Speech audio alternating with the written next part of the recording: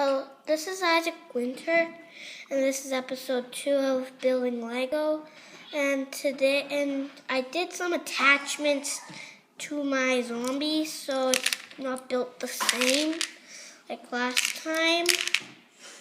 The feet the same, and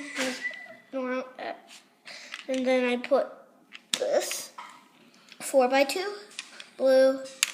I put the 2x2 blue, light blue, and then light green in 4 and then dark green 4. Then the zombie head did a little marker on it, and then there.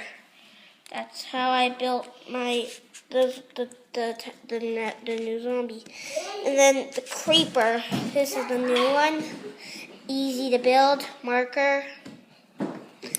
So I'll show you how to build them.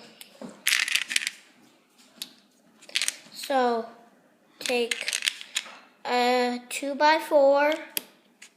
Then take 3 2x2s.